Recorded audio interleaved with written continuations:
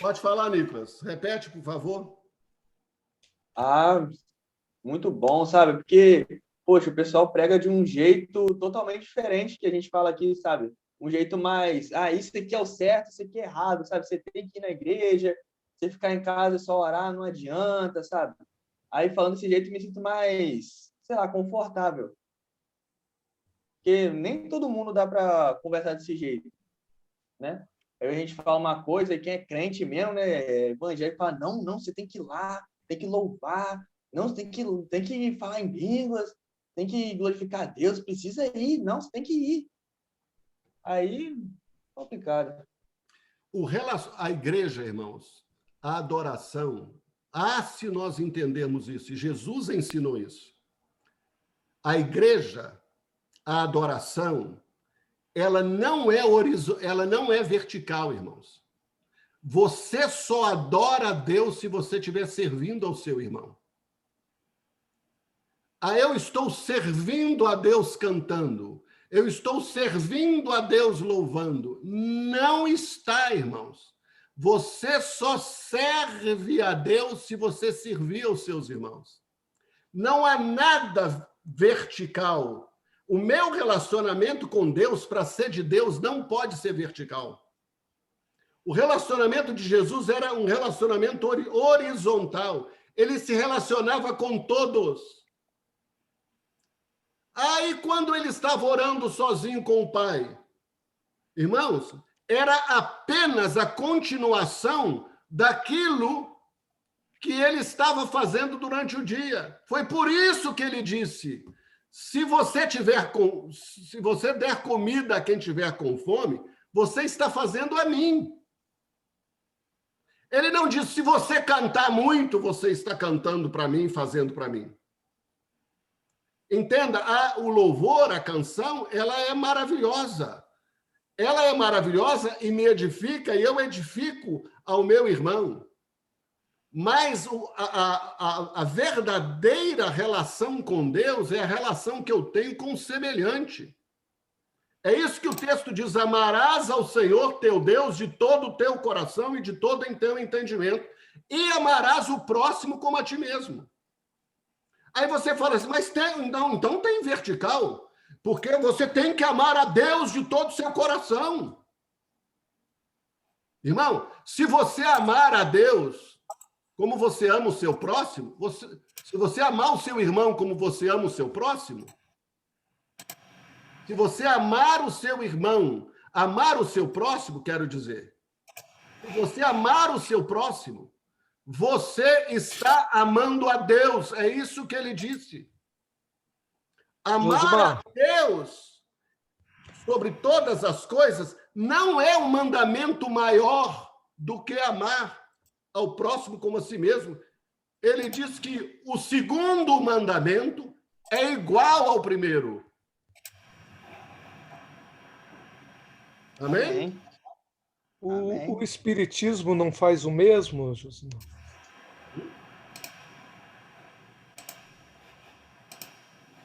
Essa parece uma pergunta do tentador, né? Uma pergunta do tentador. Né? Mas parece, né? O Espiritismo não faz o mesmo? Parece misericórdia, Jacques. Irmãos, não dá nem para responder uma pergunta dessa. Agora, eu acredito que a Madre Teresa de Calcutá, com toda a sua veneração por Maria, ela serviu a Jesus lá na Índia. Eu estive lá no local onde ela fez a primeira casa da misericórdia, e ali ela tratou dos leprosos e tratou dos pobres. Como é que eu vou dizer que uma mulher dessa não serviu a Deus? E ouso dizer, não especificamente, mas a Bíblia fala de obras mortas. O que é uma obra morta? Uma obra morta, está lá em Hebreus capítulo 5, que nós temos que arrepender das obras mortas. Arrependimento das obras mortas é o arrependimento de obras que nós fazemos sem Deus.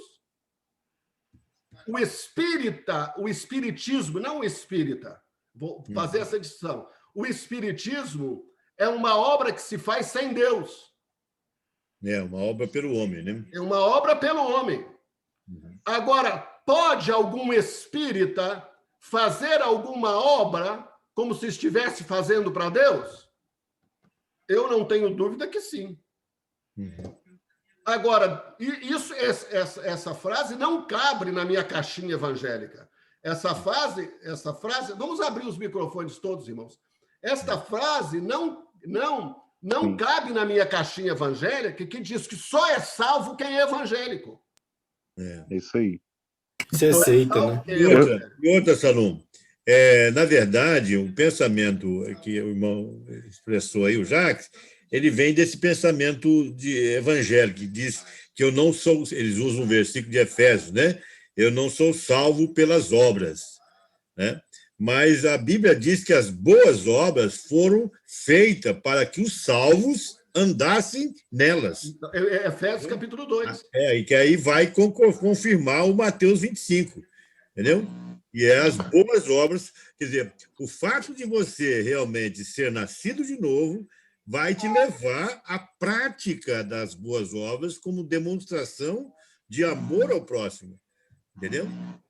Mas o religioso confunde, né? Ele pensa que as boas obras porque agora o espírita, o pensamento dos incrédulos, vamos falar o espírito, os incrédulos aí do mundo, é isso, que ele, através daqueles atos de bondade que ele faz, ele vai alcançar méritos diante de Deus. O pior incrédulo, pior incrédulo é o crente que ouve a verdade e não pratica. Porque ele é pior do que o diabo. Porque a Bíblia diz a palavra é clara, né? E estremece. Os crentes não praticam e não estremecem. Para que nós andássemos nelas, né? E Tiago fala que a fé sem obras é morta. Posso? Pode? Pode. Acho que não é um problema só do espírita, né? Do evangélico, do crente, o problema todo é fazer com interesse, não por amor ao irmão.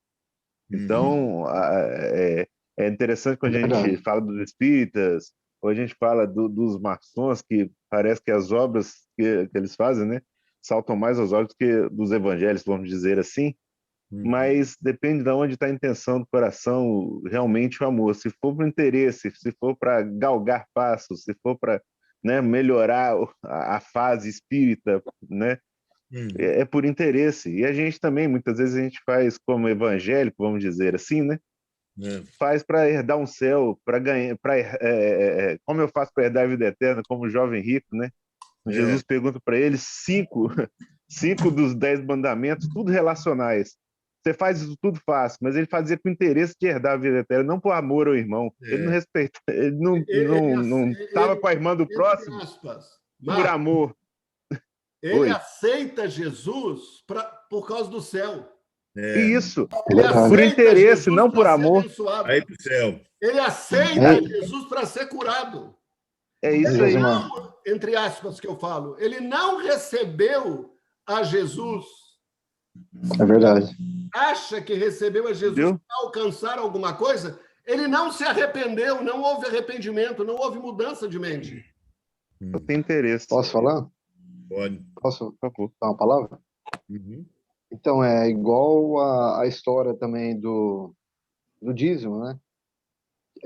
Tira a obrigatoriedade, vamos dizer assim. Aqui hoje no Brasil, eu acho que nos Estados Unidos também, as pessoas são ensinadas a não é nem dar o dízimo, é devolver, como se já fosse... Você não mexe, é igual a INSS aqui do Brasil, entendeu?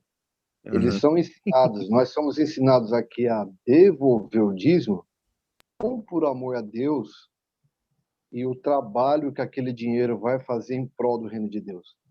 Mas os líderes ensinam a gente a devolver esse dízimo com medo do cortador, do devorador, do migrador. Medo, né? Ele vai entrar na tua vida financeira. Então, e, na verdade, acontece isso também, né? Na verdade, isso um fato que acontece mesmo. Sim, mas... Não entendi o que ele falou. Deveria ser... O que falou, João? Não, que deveria ser por ele tá amor, falando né? assim, E não por medo, né? Só um minutinho, um de cada vez. João, É que ele estava falando que, assim, às vezes as pessoas dão o dízimo por medo do devorador. Esse é o sentido, né? Por medo do devorador. Isso. Aí eu falei, na verdade, às vezes, isso muitas vezes acontece realmente, né? Que está na Bíblia que Deus repreenderia o devorador. Sim, só que... Mas esse não é o contexto Tá bom. do dízimo. Não é o propósito. Esse Isso, não é o contexto do contexto. dízimo. Esse é um tema maravilhoso para a gente estudar lá no livro de Joel, né? Ali em Joel não tem nada a ver com dízimo, né? Não há nada relacionado ao dízimo, né? A verdade é que Jesus não quer 10%. Essa é uma das heresias mais absurdas da igreja evangélica. Que Jesus quer os seus 10%. Isso é uma blasfêmia contra o evangelho de nosso Senhor Jesus Cristo. Jesus não aceita nem 95%, muito menos 10%, né? Jesus só aceita 100%, né? 100%. Então, mas se esse 100%, é isso que eu quero dizer. Isso que eu quero dizer, se esse 100% não for, é porque Deus ele olha mais as intenções do que a gente está fazendo, por detrás daquilo que a gente está fazendo, ele vê as intenções, né? Se a nossa intenção é por medo e não por amor, já não vale. É o caso do Espírito. O Espírito faz para alcançar numa outra encarnação uma vida melhor. Então, quer dizer, não é por amor, está querendo alcançar algo melhor. Então, o que Jesus vem ensinar para nós nesse... Espírita, que faz as boas obras para alcançar uma vida melhor. E os crentes... o crente... Os crentes dão o dízimo para ter uma casa melhor, um carro melhor. Eles dão uma oferta. Exatamente. O que me espanta é que realmente... Canta a música. Que o que me espanta é que realmente a gente não quer relacionar por amor. É o texto que o Josimar utilizou lá, que fala, Senhor, eu curei no teu nome. Ele cura no teu nome, mas não relacionou. E no outro, você teve enfermo, eu fui visitar. Não foi nem lá para curar. Nem usou o nome de Jesus. Era para estar junto, para relacionar, para ter amor. Então, o importante não é fazer, é ser, é estar junto. Né? É verdade. Não é por interesse. É isso que me espanta muito nisso. O problema não é dar 10, 5, 20 ou 100. É se eu estou amando realmente, eu me importo com a pessoa a ponto de eu participar, a ponto que isso me custe, não importa o que me custe. É importar o suficiente para participar, porque é meu irmão. Né? Irmão, você não vai ajudar todo mundo que você vê a construir uma casa. Você não vai ajudar todo mundo que você vê a dar comida. Você não pode fazer isso. Você não tem condição de fazer isso. Eu não tenho. Agora, quando vier a sua mão para você fazer, e você faz, não significa que você vai fazer isso publicamente até. Tem pessoas que ajudam e ninguém toma conhecimento. Mas a pessoa ajuda, e não é só as pessoas que estão lá na África ou no Brasil, ali no sol nascente, não. São as pessoas que estão ao seu redor, da sua família. É alguém que você serve, é alguém que você assume o compromisso com ela durante 4 anos e espera o menino se formar. Falo isso para edificação. Não tem nenhum interesse que não seja esse. E aí você ajuda. E o menino quer montar um negócio, e aí você ajuda e o menino perde o dinheiro. E você, que deu o dinheiro para ele fazer, ele perdeu o dinheiro, aí ele precisa de novo, você ajuda de novo. A chave do relacionamento, se é que eu posso falar dessa forma, não existe relacionamento com Deus se você não tiver relacionamento um com o outro, irmão. Verdade. Não existe relacionamento com Deus se você não tiver relacionamento um com o outro. Procura na sua Bíblia e comece a ler a expressão uns aos outros. Procura lá. Procura numa concordância. Suportando-vos uns aos outros. Amai-vos uns aos outros. Faz uma lista desses versículos e separe e comece a ler e a meditar sobre eles. O relacionamento é uns com os outros. Quando você vê Jesus, ele chamou 12 para estar consigo. Ele chamou 12 para relacionar com ele, para estar juntamente com ele 24 horas. Eu não sei se Jesus roncava, mas para ouvir Jesus roncar. Para ouvir Jesus e sentir os cheiros fedorentos de Jesus. E eles sentiam uns aos outros. É isso que as pessoas não querem. As pessoas não querem um relacionamento que ela possa conviver uns com os outros para poder sofrer um com o outro, para poder sentir um com o outro. Porque relacionamento custa caro, irmãos. Veja o relacionamento seu com a sua esposa, o relacionamento seu com seus filhos e assim por diante. Relacionamento. Nós somos chamados para nos relacionar uns com os outros. Nós somos chamados para viver uns com os outros. Igreja é isso. Se não, igreja não é você ir para um lugar, cantar 20 minutos, 30 minutos, 40 minutos, dançando, pulando, vendo a nuca um do outro. Ouvir 10, 15 minutos, meia hora de pedido de oferta. Depois mais uma pregação, às vezes enjoada, para no final você despedir e ir embora. Isso não é igreja. Isso não tem nada a ver com igreja. Igreja é ir com Jesus para andar no mar da Galileia, para andar na rua, para brincar, para relacionar, para conversar, para comer um com o outro. No Novo Testamento, veja com Jesus, todos os encontros de Jesus com os discípulos tinha comida. Quando ele quis jejuar, ele foi jejuar sozinho. E apareceu o diabo para dar um pãozinho para ele, ele não quis. Nós precisamos nos relacionar, irmãos, andar um com o outro, perdoar um ao outro, viver um com o outro, ajudar um ao outro. Essa é a mensagem da igreja. Igreja é koinonia. Koinonia, no grego, significa comer pão juntos. Se não tiver comida, não existe comunhão, não existe koinonia. É isso que a Bíblia ensina. Olha os Atos dos Apóstolos. Agora, como é que vai dar comida para uma congregação de 5 mil, 10 mil pessoas, 20 mil pessoas? Quem disse que é para reunir 10 mil pessoas todo domingo? Se eles nem se conhecem uns aos outros, se eles nem se relacionam um com os outros, se ninguém é edificado um pelo outro, é edificado pela tela, é edificado pelo púlpito, é o show, é a mensagem. Esse sistema não é bíblico, irmãos. Não é. Nós precisamos nos relacionar uns com os outros, viver uns com os outros. É isso que a Bíblia ensina. É isso que a Bíblia ensina. Por isso que nós não temos os resultados que os crentes tiveram no livro de Atos. Se reuniram 5, se salvaram 3 mil, depois 5 mil. Eu não falo.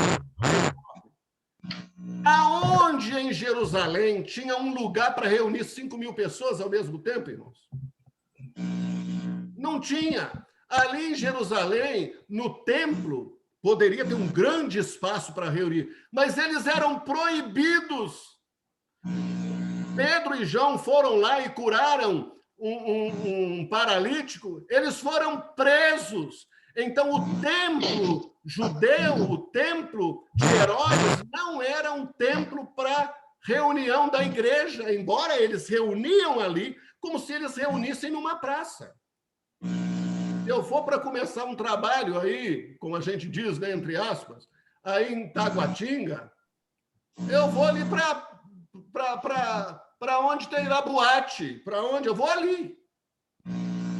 Você acha que Jesus, no domingo que vem, se ele chegasse em pessoa, quando eu digo como foi no livro, nos evangelhos, se ele chegar lá em Taguatinga, ele vai a alguma igreja evangélica, irmãos? Não vai, irmão. Não vai. Ele vai se relacionar um com o outro. Eu queria trazer um comentário aí. assim, do que eu estou ouvindo. Nicolas, né? acho que o seu microfone está com interferência. Meu? Ixi, ele tá voando no microfone aqui. Tá melhor agora? Não, tá dando um... Só fechar ele por enquanto, Nicolas. Deixa eu ver. Se precisar falar, você fala. Nós já vamos ter. Assim, do que está sendo partilhado, tem algumas coisas vindo à minha lembrança, e assim, forma um raciocínio. Eu começo, tem algumas coisas, né, que tomaram forma de exclusividade, de patente, né, e eu queria colocar essa questão do ide e pregai o evangelho. Essa é uma palavra para todo aquele que assumiu a vida com Cristo. Todo aquele que se propôs a assumir uma vida com Jesus, ele automaticamente se torna discípulo. E assumir o fato de ser discípulo imputa a nós o ide.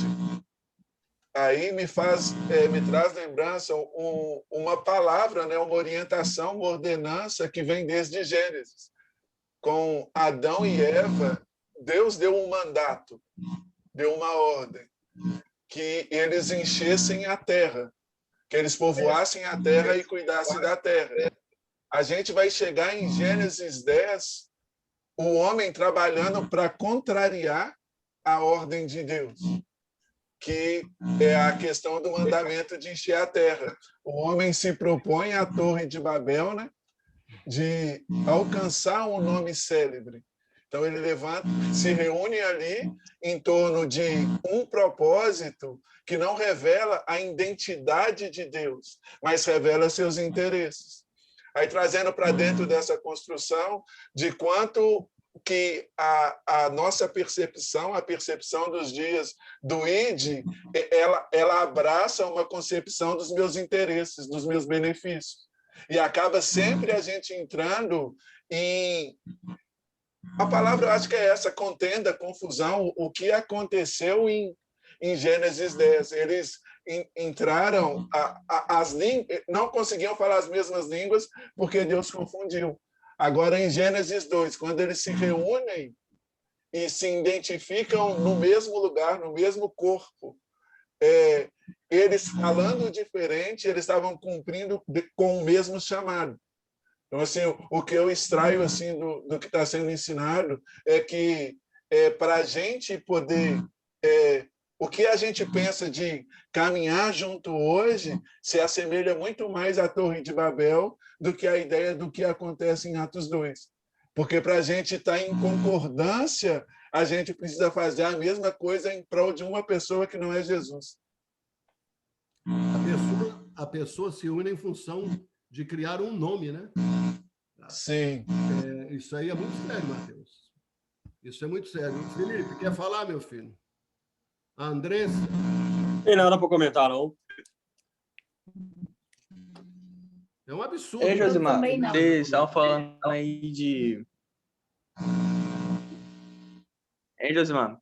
Eu lembrei até de uma passagem, acho que está na primeira carta do apóstolo João, que é que não tem como amar a Deus se você não amar seu irmão. Isso. Acho que é assim, não sei se eu lembro. Muito tempo que eu li.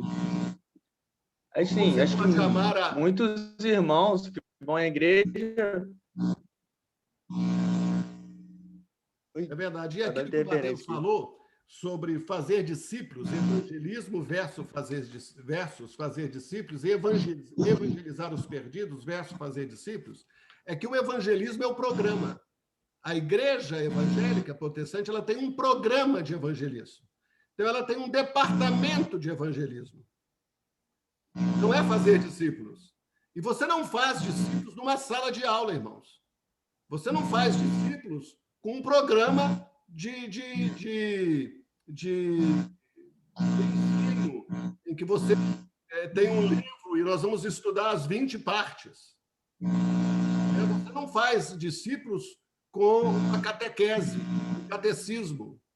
E a outra expressão, evangelizar os perdidos, diferente de discípulos, é que hoje eu vou sair para evangelizar. Amanhã eu não vou evangelizar, amanhã eu vou orar. É que a vida do discípulo do reino, ele faz discípulo o tempo todo, ele ensina o tempo todo, ele pensa o tempo todo em alcançar alguém. Não é um programa do seu ministério, da sua organização, e não é também uma atividade especial. Tudo no nosso meio vira programa. Tudo no nosso meio vira um processo. Tudo no nosso meio vira um rito. E isso você não encontra com Jesus e os discípulos de 3 anos e pouco que andaram. Você não encontra isso com Paulo. Você não encontra isso em Atos. Tudo no nosso meio se institucionaliza. A tendência é de institucionalização.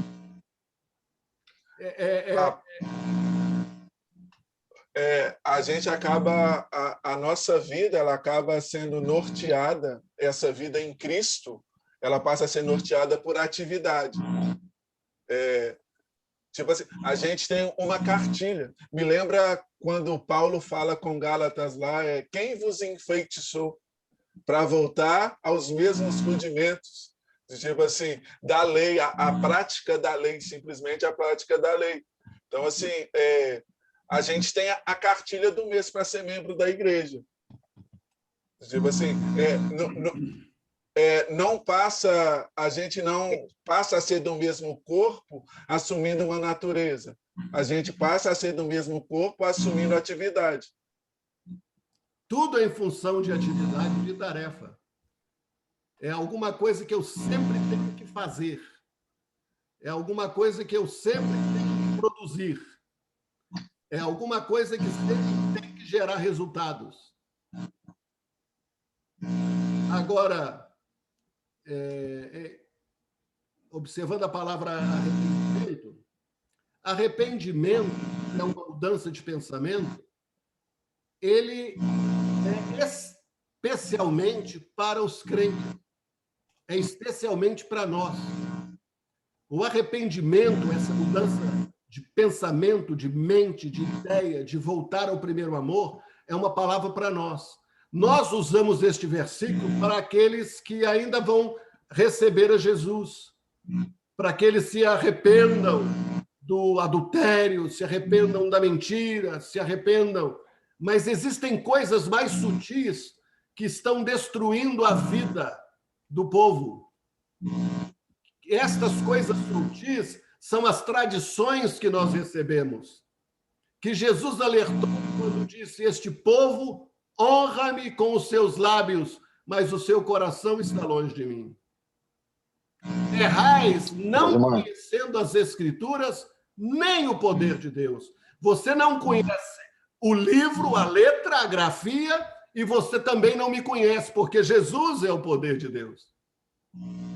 Nós necessitamos de nos arrepender, de reformar, de pensar e repensar tudo aquilo que nós temos praticado como evangélicos, de tudo aquilo que nós temos praticado como crentes, de tudo aquilo que nós ouvimos. Nós temos que pedir ao Espírito de Deus para nos revelar a verdade. Será que estas coisas são realmente assim? Nós não fomos ensinados na igreja a questionar, nós fomos ensinados a aceitar tudo. E ai de nós se discordarmos. Você é rebelde, você está atrapalhando a obra, você não está desenvolvendo o espírito de mansidão. Nós somos chamados a pensar, irmãos. Arrepender é pensar, é rogar ao Senhor: Senhor, revela-me a verdade. E você vai abrir as Escrituras sem óculos, sem parâmetros que te colocaram, e você vai analisar nas Escrituras: Senhor, a verdade, revela-me a Jesus. E eu começo, então, a checar as coisas que estão ao meu redor, aquilo que eu vejo, com o que está escrito na revelação viva de Deus na minha vida. Isso não pode produzir revolta em você. Isso não pode produzir mágoa em você. Isso não pode produzir em você feridas, como acontece muitas vezes daqueles que descobrem algumas dessas coisas e vão para casa e ficam amargurados e não querem relacionar com ninguém, não querem conviver com ninguém, não querem viver a vida da comunhão da igreja, porque, afinal de contas, eles estão todos errados. Eu conheço uma turma que dizia assim, aquilo lá é a Babilônia. É muito fácil sair da Babilônia, irmãos. Agora, é quase impossível tirar a Babilônia de dentro da gente. É muito difícil você sair, como muitos saíram da igreja evangélica, mas trouxeram consigo para os seus grupos a teologia da igreja evangélica. Trouxeram todos os dramas, todas as carnalidades, tudo. Esse não é o caminho. O caminho é o caminho de arrependimento, de humilhação, de humildade, como dizia o professor Wilson Reis, cabecinha baixa, abaixa a cabeça, cabecinha baixa, abaixa a cabeça, humildezinho, humildezinho. É isso que nós precisamos, irmãos. Arrependei-vos, porque é chegado o reino de Deus. O reino de Deus, quando chega, vai questionar tudo isso que nós estamos vivendo hoje. Vai questionar a sua vida. Por quê? Porque é o governo de Deus. É a autoridade de Deus. É o domínio de Deus. Quando Deus chega, quando Jesus chega, vai haver mudança. Vai haver mudança na sua vida pessoal, vai haver mudança na sua família, vai haver mudança na sua casa, na sua comunidade. Que avivamentos são esses que dizem que acontecem? No Brasil, por exemplo, o Brasil está em avivamento, são que muitos líderes abordam. Que avivamento é esse que não transforma a sociedade? Que avivamento é esse que não transforma a igreja? Que avivamento é esse que não transforma a pregação? Que não transforma as práticas? Que avivamento é este que tem milhões de meninos morando na rua no Brasil, como eu vi lá em Taguatinga, naquelas cidades ali vizinhas, jovens e homens morando na rua, e os templos vazios durante as noites frias, não recebe ninguém. Que avivamento é este? Que a bancada evangélica é uma das bancadas mais corruptas do Congresso Nacional. Que evangelho é esse? Que os pastores cada vez mais estão nos jornais envolvidos em escândalos financeiros e morais. Que avivamento é esse? Eu falo isso, irmãos, com temor e tremor no meu coração. Arrependei-vos, porque é chegado o reino dos céus. Amém. Amém? Vamos orar. Pastor João, pode orar, meu irmão? Amém. Aleluia. Pai, nós agradecemos ao Senhor por esse momento de meditação. Sabemos, Pai, que uma das promessas benditas do Senhor para nós é que a tua palavra não voltará para ti vazia, mas fará em nós aquilo que te apraz e prosperará naquilo para o qual o Senhor a designou, Pai. E nós aqui estamos e realmente tomamos posse desta palavra e que ela nos transforme, que ela nos molde, que ela nos quebre, Senhor, e nos transforme conforme a tua vontade, Pai. Aplica em nós, pelo teu Espírito Santo, essas verdades em nosso coração. Nós te agradecemos por esse encontro, agradecemos por tudo, Pai, em nome de Jesus. Amém. Aleluia. Amém. Amém, irmão. Glória. Muito bom, obrigado. Amém. Obrigado. Até a próxima. Até quinta-feira, em Cristo Jesus. Amém.